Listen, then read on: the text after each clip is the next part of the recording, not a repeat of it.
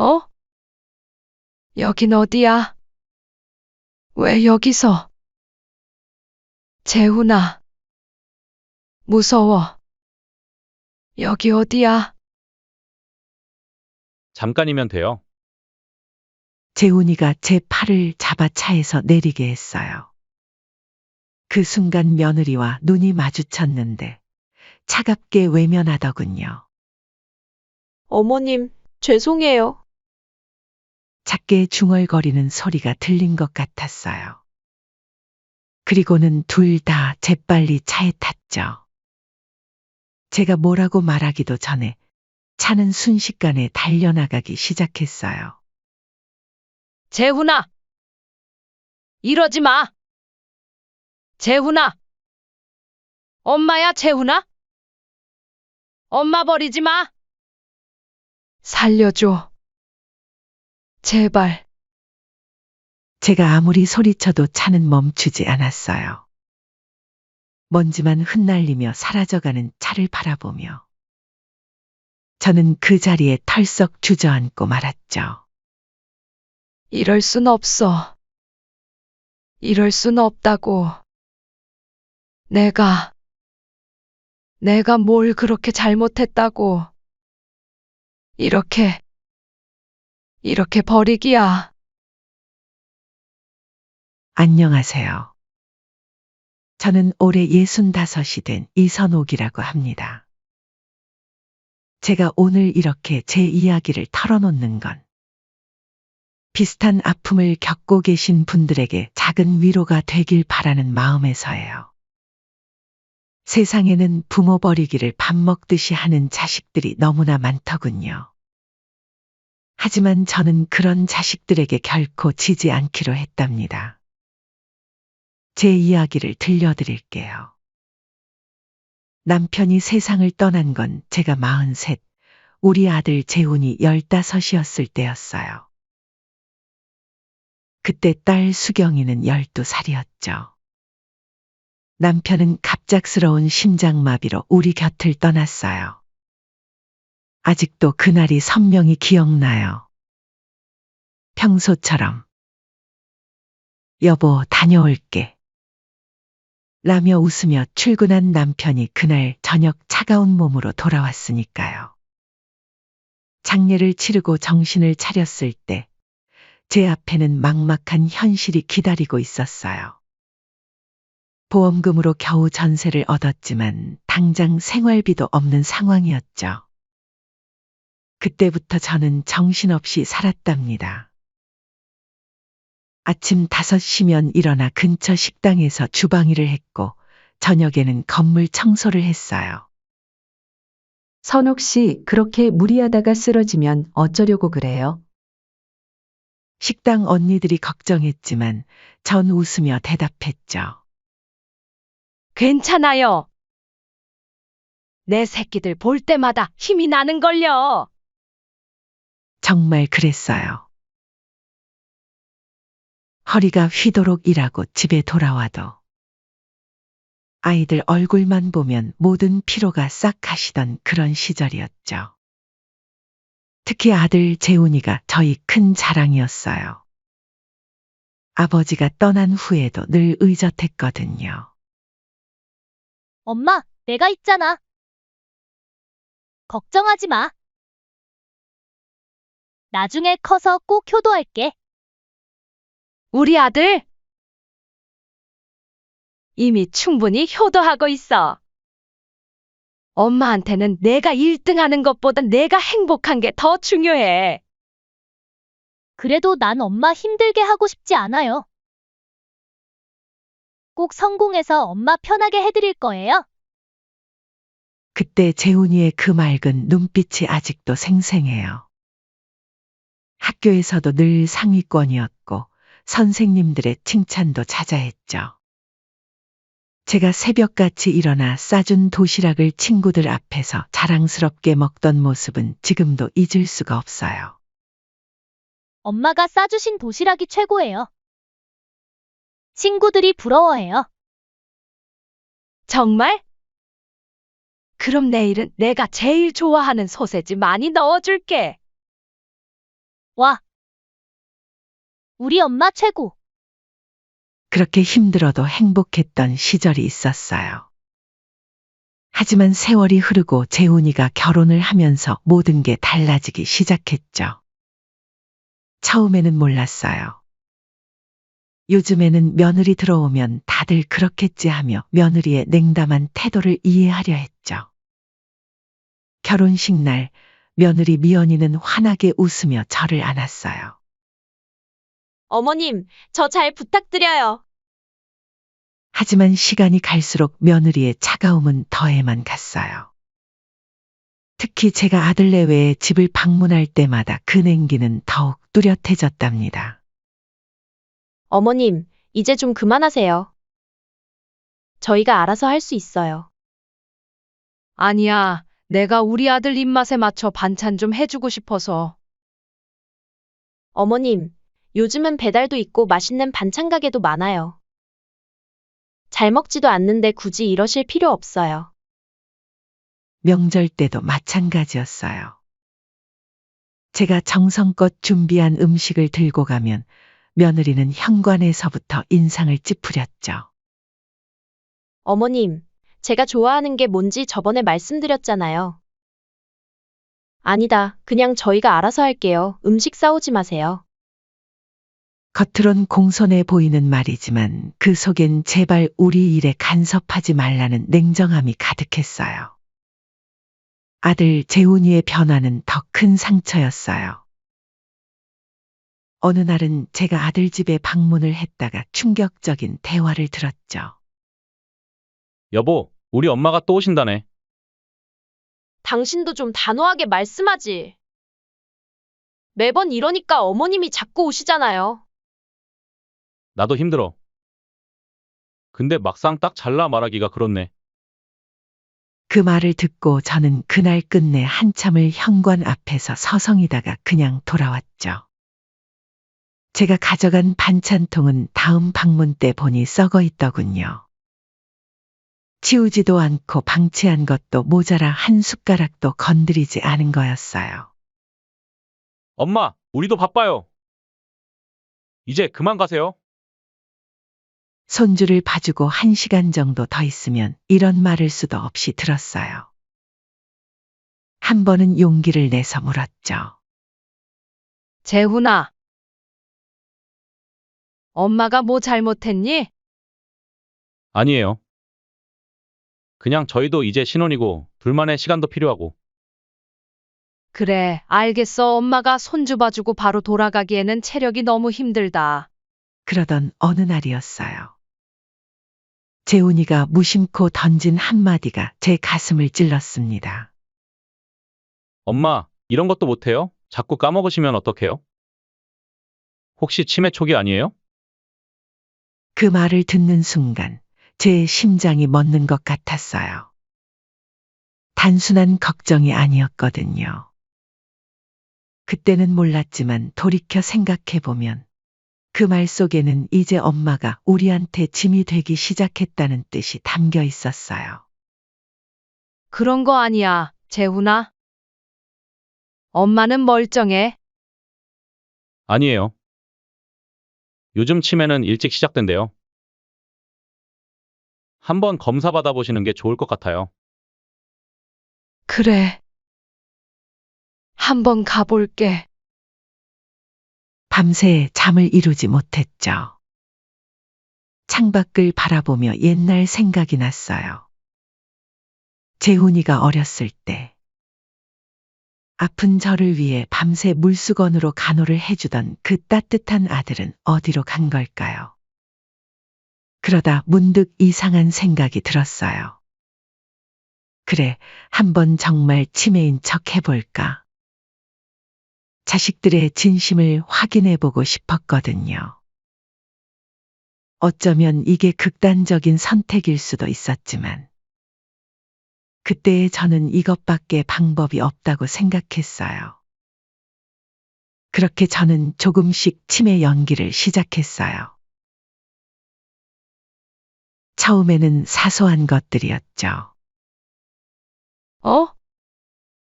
냄비가 어디 갔지? 엄마, 그거 거실에 두고 오셨잖아요. 아, 그랬나? 이상하다. 분명 주방에 뒀는데. 전화를 받다가도 일부러 헷갈리는 척했어요. 방금 누구였지? 아, 기억이 안 나네. 처음에는 아들 재훈이와 며느리가 당황하는 기색이었죠. 엄마, 괜찮으세요? 많이 힘드신가 봐요. 어머님, 병원에 한번 가보시는 게 어떠세요? 하지만 그것도 잠시. 점점 아들 부부의 태도가 달라지기 시작했어요. 며느리는 노골적으로 짜증을 내기 시작했고, 재훈이는 저를 대하는 게 불편해 보였어요. 급기야 며느리가 입을 열었죠. 어머님, 치매가 더 진행되면 저희도 바빠서 어머님을 돌보기 힘들어요. 요양원은 어떠세요? 요즘은 시설도 좋고, 맞아요, 엄마. 거기가 엄마한테 더 좋을 것 같아요. 전문가들이 계시니까. 그 말을 들은 순간 제 가슴이 무너져 내렸어요.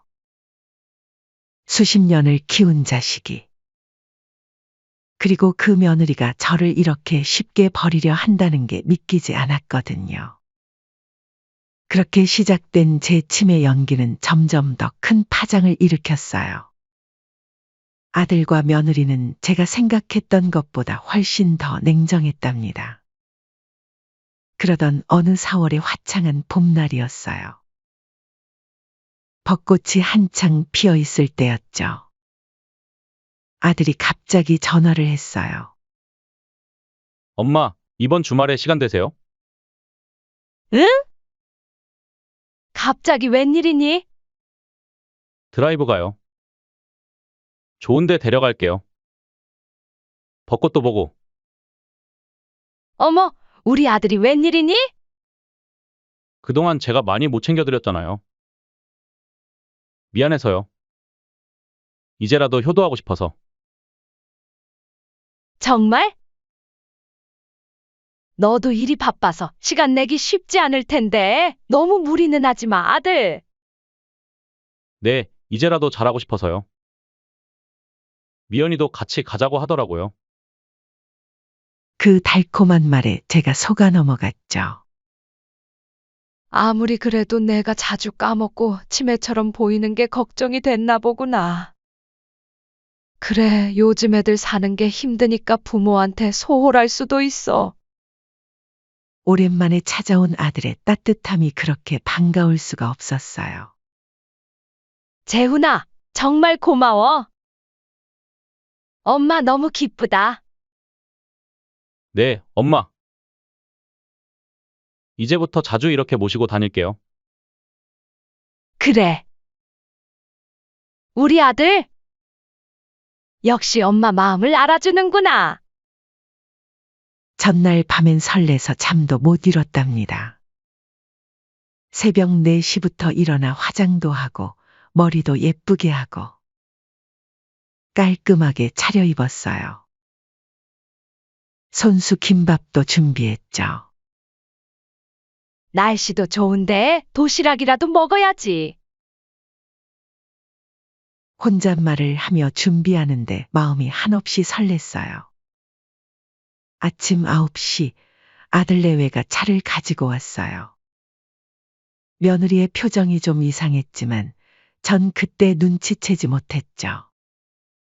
어머님, 오늘 날씨 참 좋죠? 그래, 정말 좋구나. 벚꽃도 활짝 폈고. 어머님, 옷도 예쁘게 입으셨네요. 그래? 며느리 앞에서 예쁘게 보이고 싶어서 일부러 신경 썼다. 어머님. 그런데 오늘이 몇 년도인지 아시겠어요? 너네 올해 결혼하지 않았니? 당연히 언제 결혼한지 알고 있었지만 아직은 아들과 며느리의 진심을 확인하고 싶어 치매인 척 연기를 하기 위해 일부러 틀리게 말했죠. 아니에요, 어머니 재훈 씨랑 결혼한 지 10년도 더 됐다고요. 그때 며느리의 목소리가 살짝 떨리는 게 마치 제가 제정신인지 아닌지 확인하는 것 같았죠. 차는 도심을 벗어나 자꾸만 한적한 곳으로 향했어요. 처음엔 괜찮았죠. 우리 어디로 가는 거니? 좋은데요. 엄마가 좋아하실 만한 곳이에요. 그래? 근데 좀 멀리 가네? 네, 조금 멀어요. 피곤하시면 주무셔도 돼요. 1시간쯤 지났을까요? 도로는 점점 좁아지고 주변은 더욱 험한 산길로 변해갔어요. 재훈아, 여기가 어디니? 벌써 2시간도 더 지난 것 같은데. 조금만 더 가면 돼요. 근데 주변에 차도 없고. 좀 무서운데. 괜찮아요. 금방 도착하니까 걱정하지 마세요. 불안한 마음에 물었지만 재훈이의 대답은 너무나 짧고 차가웠어요. 백미러로 보이는 그의 눈빛도 제가 알던 아들의 눈빛이 아니었죠. 며느리는 계속 창밖만 바라보고 있었고요. 여보, 이제 며느리가 작은 목소리로 재훈이에게 뭐라고 속삭였어요. 알아요. 재훈이의 차가운 대답이 들렸죠. 마침내 차가 멈춘 곳은 깊은 산속이었어요. 주변엔 나무들만 가득했고 인적은 전혀 없었죠. 해가 산 너머로 기울기 시작하고 있었어요. 엄마, 잠깐 여기서 기다리세요. 어? 여긴 어디야? 왜 여기서? 괜찮아요. 저희가 금방 올게요. 잠깐만요. 재훈아. 무서워. 여기 어디야? 잠깐이면 돼요. 재훈이가 제 팔을 잡아 차에서 내리게 했어요. 그 순간 며느리와 눈이 마주쳤는데 차갑게 외면하더군요. 어머님, 죄송해요. 작게 중얼거리는 소리가 들린 것 같았어요. 그리고는 둘 다 재빨리 차에 탔죠. 제가 뭐라도 말하기도 전에 차는 순식간에 달려나가기 시작했어요. 재훈아. 이러지 마. 재훈아. 엄마야, 재훈아? 엄마 버리지 마. 살려줘.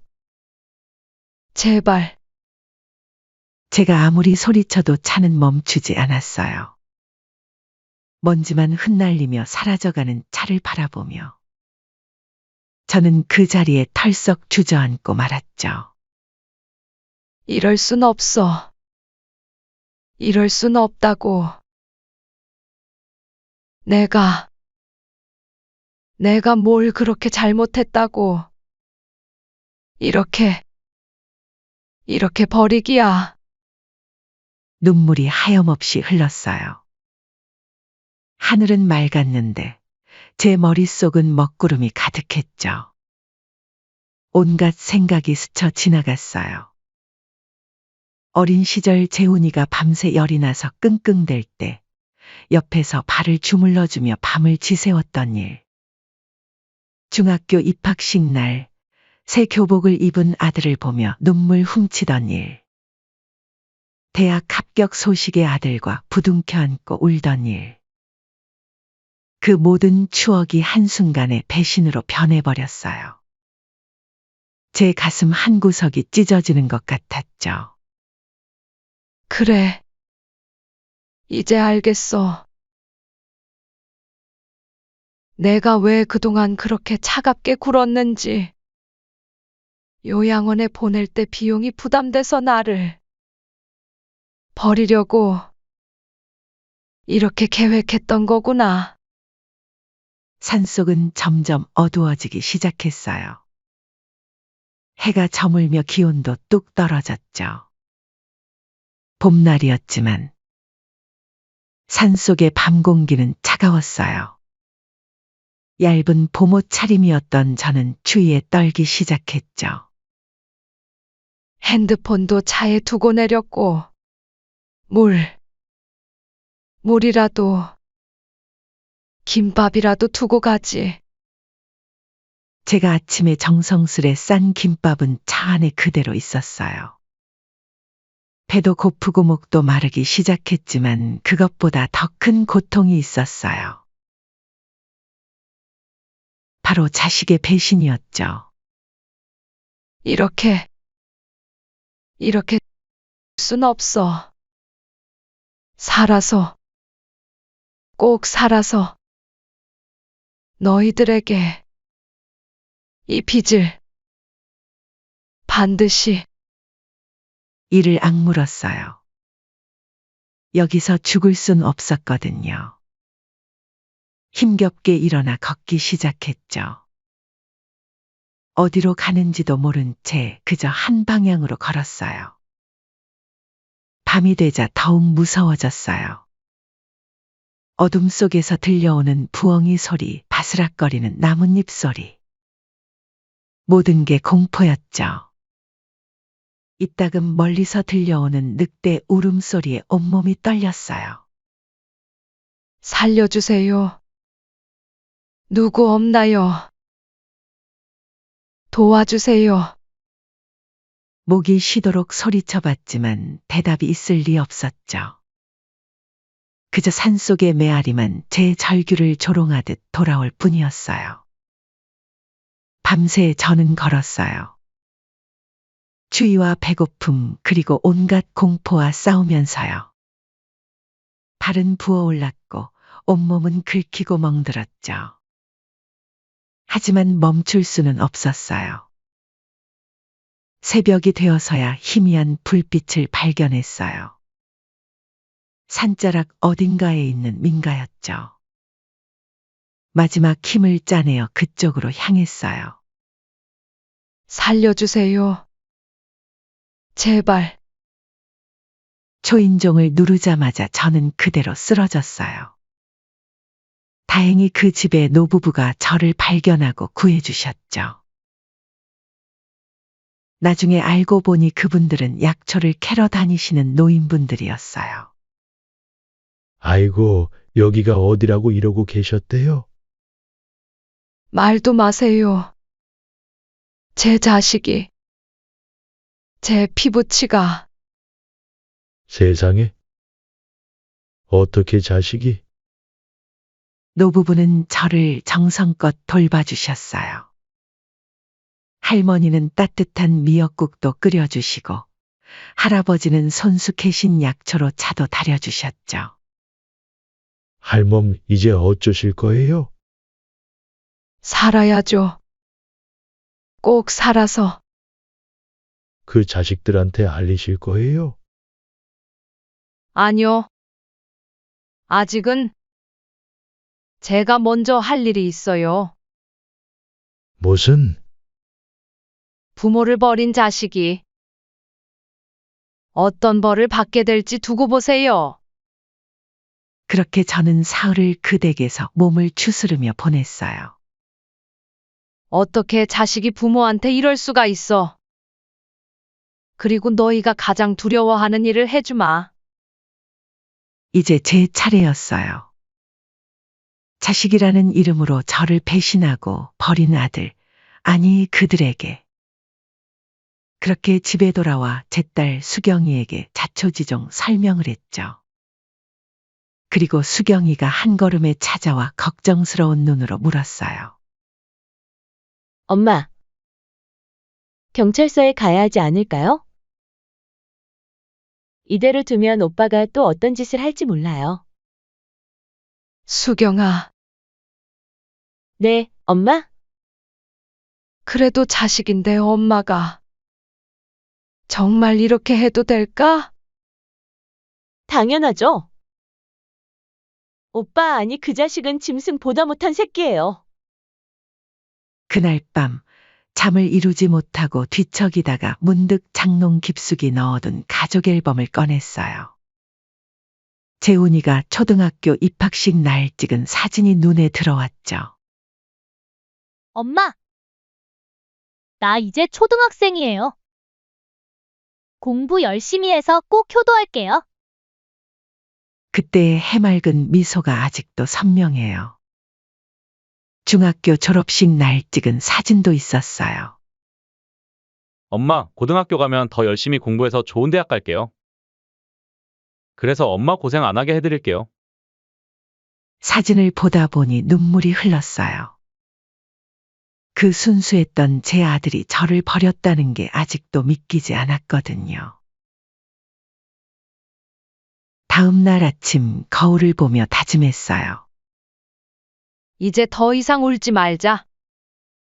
약한 모습 보이지 말자. 경찰서로 향하는 발걸음이 무거웠어요. 입구에서 한참을 서성이다가 겨우 용기를 내어 들어갔죠. 안녕하세요. 어떻게 오셨습니까? 젊은 여형사님이 따뜻하게 맞아주셨어요. 제가 갑자기 목이 메어 말이 나오지 않았어요. 천천히 말씀해 주세요. 차 한 잔 드시면서. 형사님이 따뜻한 차를 건네주셨어요. 제 자식들이 저를 또다시 눈물이 났지만 이를 악물고 참았어요. 네, 계속 말씀해 주세요. 한참을 말하지 못하다가 겨우 입을 열었어요. 제 아들이 저를 산에 버렸어요. 형사님의 표정이 굳어졌어요. 자세히 말씀해 주시겠어요? 그날의 일을 하나하나 이야기하는 게 너무 힘들었지만 꾹 참고 말씀드렸어요. 블랙박스요. 차에 블랙박스가 있었어요. 아마 제가 치매라고 생각해서 못 찾아올 거라 생각해서 안 지웠을 거예요. 네, 바로 확인해 보도록 하겠습니다. 이틀 뒤 경찰서에서 연락이 왔어요. 영상 확인했고 체포영장 신청해서 긴급 체포했습니다. 그렇게 아들 내외가 체포되었다는 연락을 받았어요. 조사를 위해 경찰서로 와달라고 하더군요. 경찰서 조사실 앞에서 대기하고 있는데 멀리서 재훈이의 목소리가 들렸어요.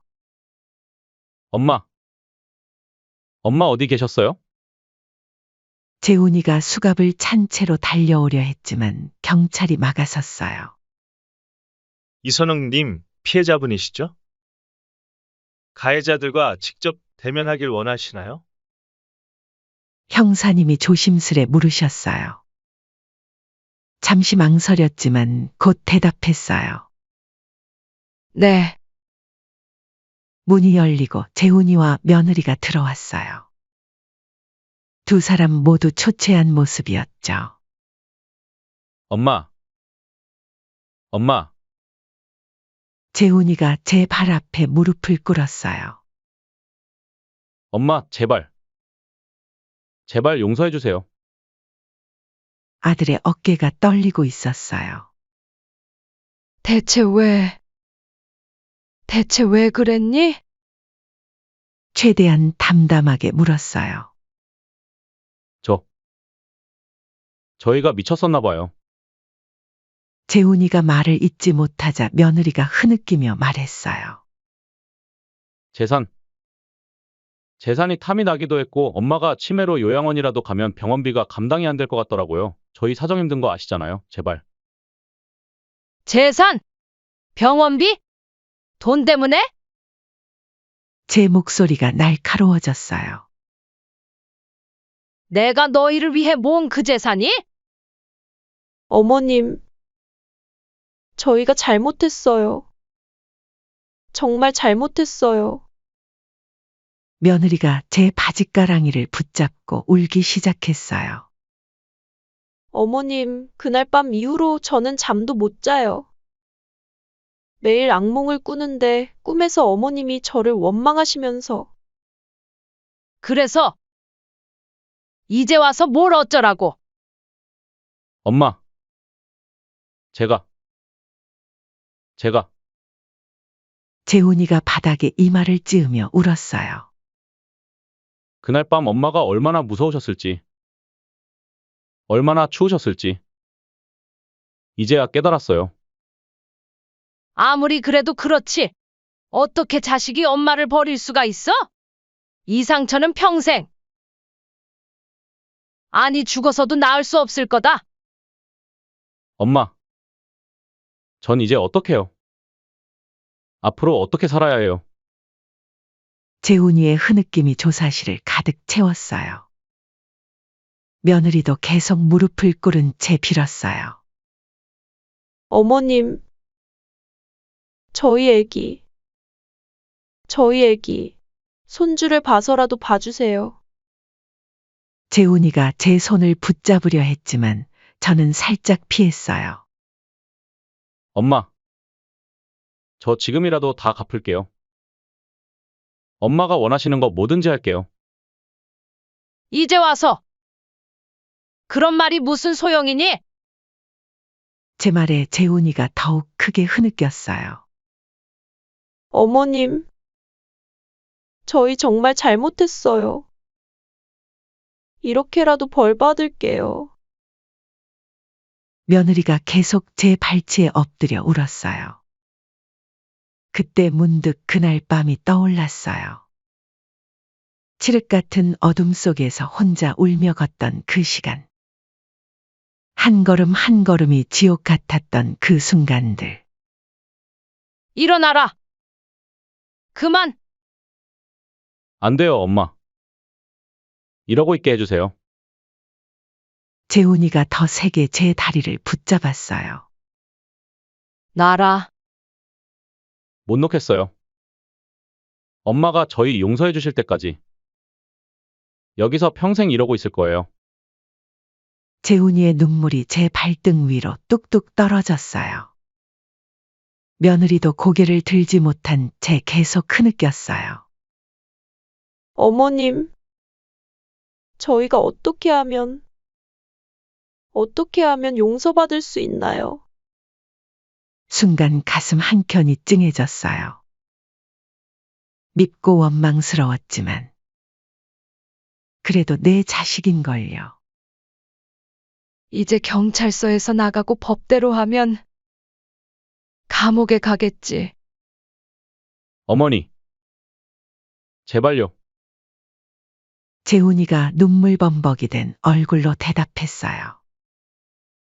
거기서 정말 반성해라. 잠시 숨을 고르고 말을 이었어요.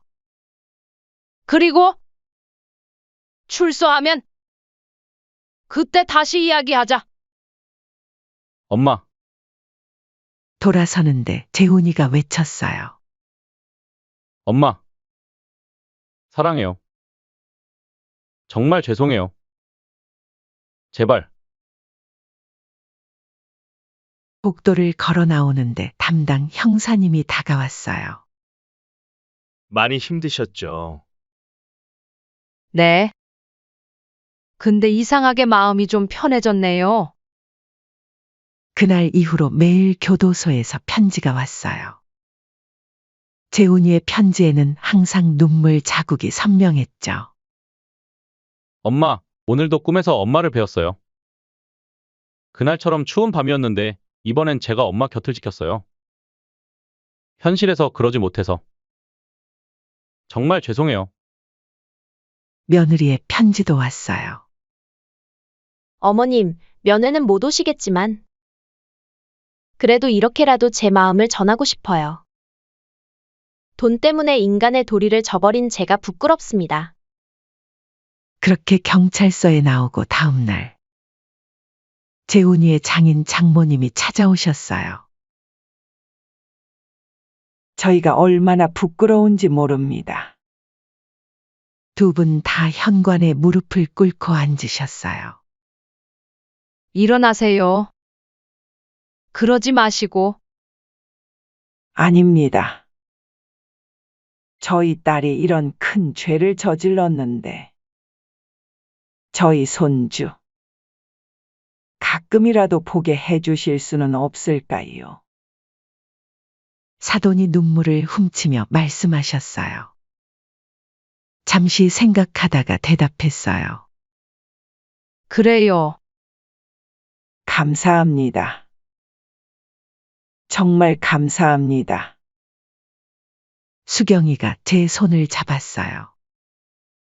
엄마, 이제 마음이 좀 풀리셨어요? 그래. 근데 어떻게 이 상처를 씻을 수 있겠니? 엄마가 너무 마음 고생하셨잖아요. 창밖으로 노을이 지고 있었어요. 이제 우리 집으로 가요, 엄마. 그래. 고맙다, 수경아. 딸 수경이의 손을 꼭 잡았어요. 그렇게 수경이네 집으로 이사 온 지도 어느덧 2년이 지났어요. 아침이면 수경이가 출근하면서 엄마, 저 다녀올게요. 라고 인사를 하고 저녁이면 맛있는 반찬을 사들고 돌아오죠. 겉으로 보기엔 평화로운 일상이에요. 그런데 어제 교도소에서 전화가 왔어요. 이선옥님, 저는 재훈 씨 변호사 김민정이라고 합니다. 네. 재소자 재훈 씨 어머님 맞으시죠? 그렇습니다만. 사실 이런 말씀 드리기가 조심스러운데 재훈 씨가 정말 많이 반성하고 있습니다. 피해자분의 탄원서가 있으면 잘하면 형량이 2에서 3년 정도 줄어들 수 있어서 그래도 아들이잖아요. 순간 가슴이 덜컥 내려앉았어요. 아직 몇 년이나 남은 형량인데 제가 탄원서만 쓰면 그 시간을 줄일 수도 있다는 거죠. 어머님, 죄송해요. 지금은 생각할 시간이 필요할 것 같네요. 네, 천천히 생각해 보세요. 언제든 연락 주시면 됩니다. 전화를 끊고 한참을 멍하니 앉아 있었어요. 매주 월요일마다 오는 편지들이 떠올랐죠. 엄마, 이곳에서 하루하루가 지옥 같습니다. 하지만 당연한 벌이라 생각하고 견디고 있어요. 엄마가 겪으신 그 고통에 비하면 저는 이 정도로 벌 받는 게 오히려 부족할지도 몰라요. 며느리의 편지도 마찬가지였어요. 어머님, 10년이라는 시간. 너무 길게만 느껴집니다. 하지만 어머님께서 겪으신 그 배신감과 공포를 생각하면 이 형량조차도 짧은 것 같아요. 하지만 한 번만 선처를 해주시면 안 될까요, 어머니? 수경이는 단호했어요. 엄마, 설마 탄원서를 쓰실 생각은 아니시죠? 글쎄, 안 돼요. 절대 안 돼요. 그날 엄마를 산에 버리고 갔잖아요. 그것도 모자라서 이제 와서. 옆집 최 씨 아주머니도 말씀하셨어요. 선옥 씨, 정신 차려요. 그런 자식은 10년도 모자라요. 평생 감옥에 있어야 해요. 하지만 어제는 장인어른이 찾아오셨어요. 탄원서만 써주시면 2에서 3년은 줄어들 수 있다고 하더군요.